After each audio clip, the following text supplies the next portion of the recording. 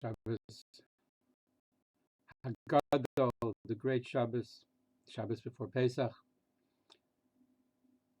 A number of reasons why Shabbos is called Shabbos haGadol. One of them is because it used to be that the rabbi would stand there in shul and explain for at length what was necessary for Pesach, and it would take a long time. So people regarded this Shabbos as a long, drawn-out Shabbos because the service was so long. Another reason why it's called Shabbos haGadol is perhaps because we had to finish up all the mashka, all the whiskey that was left before Pesach, and made it a great Shabbos. Another reason why it's called Shabbos haGadol has to do with the fact that the Gedolim, the great ones of the Egyptian society, the aristocratic, the nobles, who were firstborns, when they heard about the decree that was coming, got very upset, and they actually revolted on the Jews' behalf against Pharaoh. The revolt was put down and wasn't successful, but it was a tremendous validation, if you will, of the Hebrews and of their belief in their God, that even these Egyptians decided that it was something worth accepting. The other reason that it's called Shabbos haGadol is apparently because this was the first Shabbos 4 days before Pesach that year that we took a sheep into our little room, tied it to our bedpost, preparing it, because korban takes 4 days, and offering takes 4 days to check and make sure that it's in good shape. And so we did the first national mitzvah, if you will, each of us individually, taking our little sheep and tying it to our bedpost and keeping it with us in defiance of Egyptian culture and in total defiance of the norms of the times, doing what God told us to do. And that gave us a special merit. So this was a Shabbos haGadol in that respect as well. It was a great Shabbos because as a nation, we kept our first mitzvah. I'd like to suggest another reason why the Shabbos should be called Shabbos haGadol, and that's because it's a chance this Shabbos to make oneself great. Each of us can become Gadol, great ones. So what am I referring?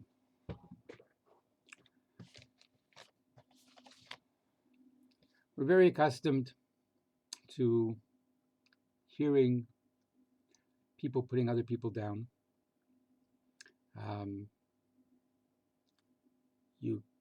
The idea of condemnation seems to be a fairly widespread one. And we have pedestals we like to sit on. You know, we have a sense of our own virtues. This one is honest, this one's got integrity, this one is smart, this one is generous. We each of us shine in some way, but somehow we oftentimes feel that if we're shining, then nobody else is allowed to. Okay, so if I keep kosher, I put down those people that don't. If I'm charitable, I put down those people that aren't. And it's not a good system. This pandemic that we're dealing with is called COVID-19, and the association in Hebrew of COVID is honor. And perhaps this is a novel approach because this is a novel coronavirus, but maybe this is the best way to live. By the values that I have, that's the best way for me to live. And by the values that you have, that's the best way for you to live. For example, I might not talk before prayer in shul because, not because I'm so holy, but because I'm too easily distracted. Somebody else has better concentration. They can chat, and then they can turn seamlessly to their davening because they've got that kind of focus. So instead of saying that I'm so righteous that I don't talk, I can say that, my concentration isn't so great. That's why they can and I can't. They're really actually lucky that they're able to do that. Or some people give charity and make donations at shul, and others don't.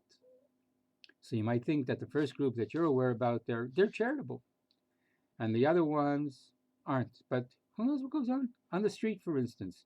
These self-same people could have been the ones, that aren't giving in shul, but are giving to poor people on the street before they came into shul. And the ones that are giving in shul, where their name can for sure get mentioned, maybe they routinely ignore the people on the street. Isn't that possible?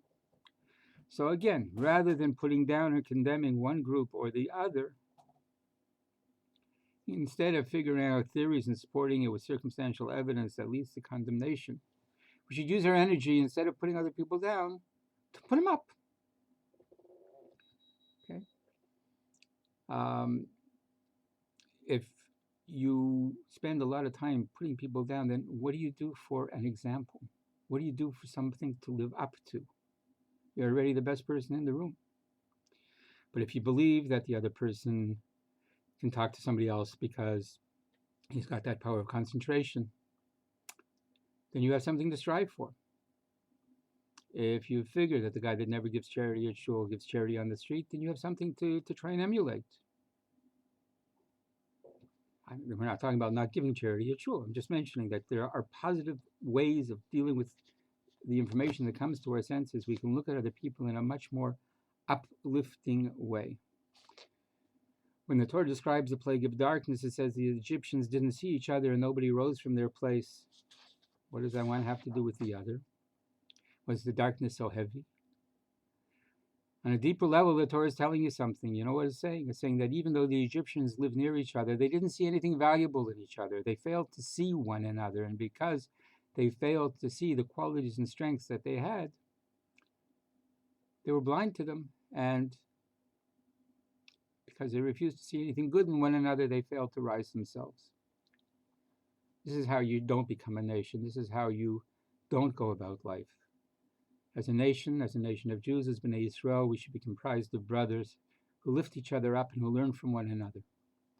When you look around, you see many factions, many perspectives, many orientations.